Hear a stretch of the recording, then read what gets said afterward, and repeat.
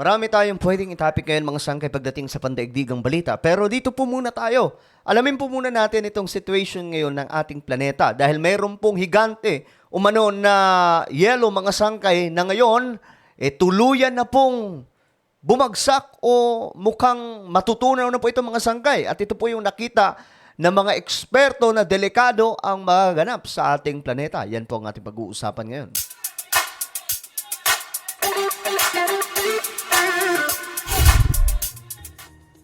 Hello, magandang oras po sa lahat ng ating mga kababayan, lalong-lalo na po yung mga solid sangkay dyan.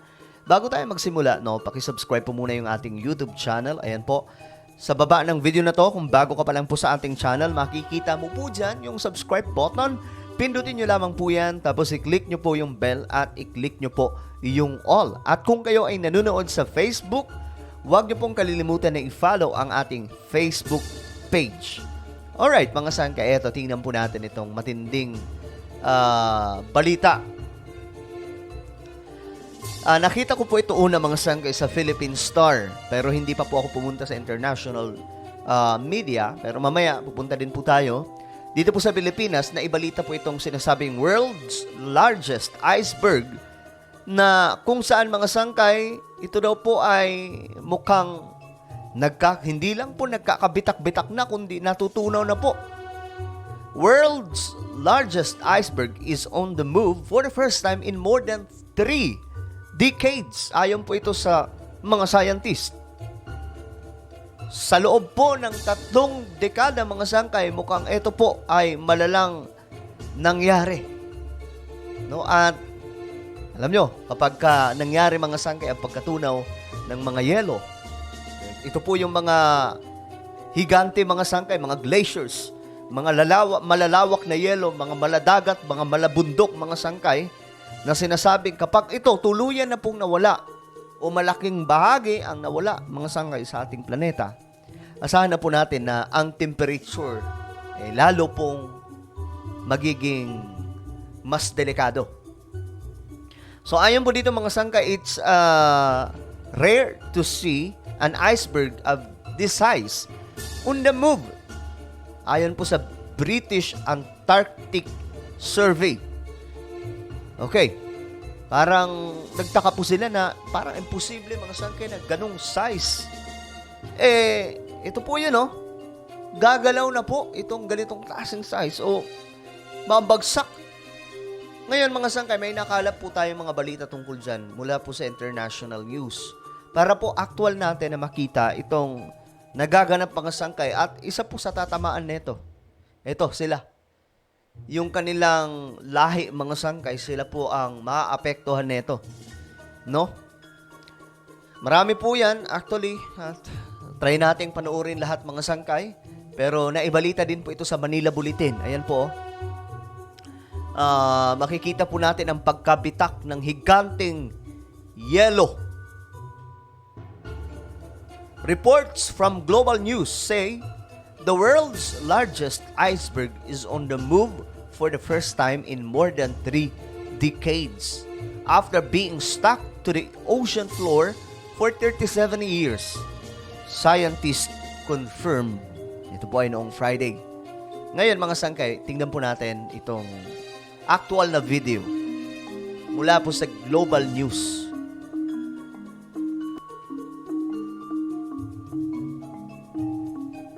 Ayan na po. Yan po yung actual po natin na mga nakikita mga sangkay. In Antarctica, as well as being the largest at the moment, and it broke off the ice shelf in 1986, and then it remained grounded on a high point of the sea floor, quite close to where it broke off, and it stayed there for about 30 years. Okay, so matagal po siyang na-stuck itong sinasabing higanting iceberg.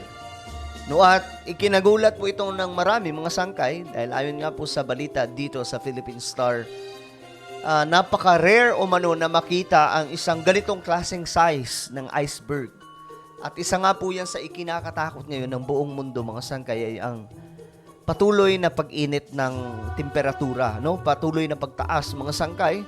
At tumitindi po itong situation. Alam ko, marami sa atin Lagi po natin nababasa ang balita tungkol sa Israel, Pilipinas sa China, kung ano-ano pa mga sangkay, maruming politika sa Pilipinas, bangayan ng mga politiko.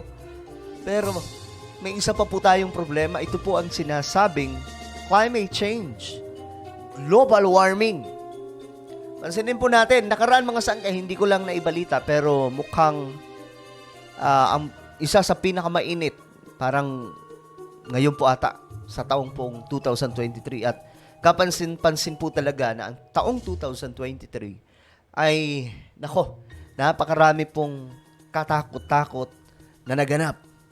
At ayon nga po sa marami pong mga ngaral patungkol po sa end times, ito po ay ang mga eksperto pagdating po sa Bible prophecy, we are living in the last days. Pero hindi ibig sabihin na ito, mga sangkay, na nasa end of the world na po tayo. Malayo pa po yan. Hindi pa po tayo sa panahon, mga sangkay, na mag-e-end of the world.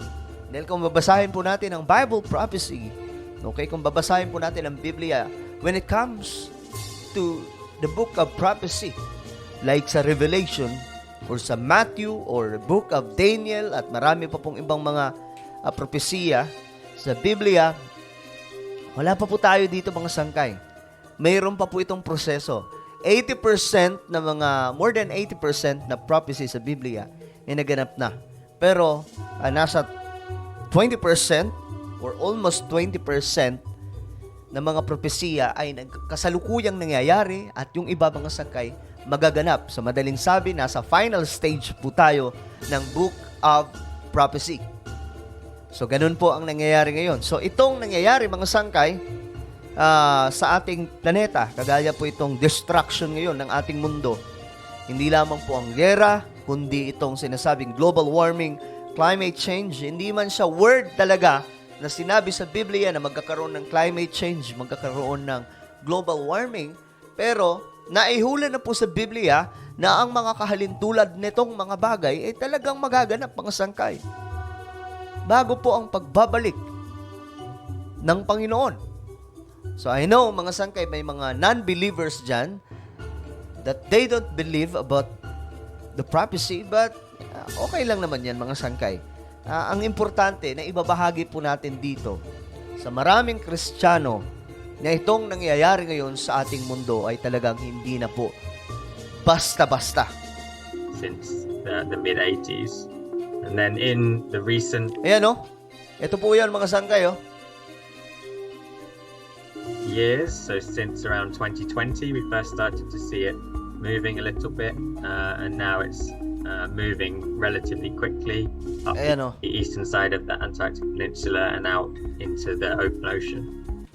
Ito po yan, mga sangkay, tingnan nyo kung paano po nangyayari itong pagkatunaw ng mga yelo. Pambihira. So where it was grounded quite close to the continent, the ocean is very cold, and it has moved around a little bit, but I think it over time it's probably just thinned slightly and just got that little bit of extra buoyancy that's allowed it to lift off the ocean floor and get pushed by the ocean currents. Ang problema pa naman dyan, mga sangkay, ayon po sa mga scientists, habang natutunaw itong mga yelo, patuloy naman na tumataas ang sea level. Ibig sabihin, yung taas ng tubig sa dagat, lalo pong lumalala. Tumataas ng tumataas. Hindi po natin napapansin yan, pero yung mga scientists, nakikita po nila yung situation ngayon ng ating karagatan, ng ocean, na lalo pong tumataas ang level ng tubig. You know, an iceberg of this scale has potential to survive for quite a long time in the Southern Ocean, even though it's much warmer and it will start to melt more quickly. It could still make its way. Okay. Ngayon, ito mga sangkay, tingnan din po natin. The world's largest iceberg has finally begun moving after being stuck to the ocean floor for more than 3 decades. The iceberg broke off from the Antarctic coastline in 1986 and has been grounded ever since. It is almost 1,500 square miles, which is almost 6 times larger than the city of Toronto. Laki, the thickness of the ice is 1,300. 6 times ang laki sa Tingnan natin. of the ice is 1,000 in the city of Toronto. The thickness of the ice Okay. almost 6 times larger than the city of Toronto. 6 times larger than the city of Toronto. Ganun po siya kalaki, mga sangkay. Yan po, ulitin natin. Square miles, which is almost 6 times larger than the city of Toronto. 6 The times. thickness of the ice is Larger. Ibig sabihin, sobrang laki na ito, no?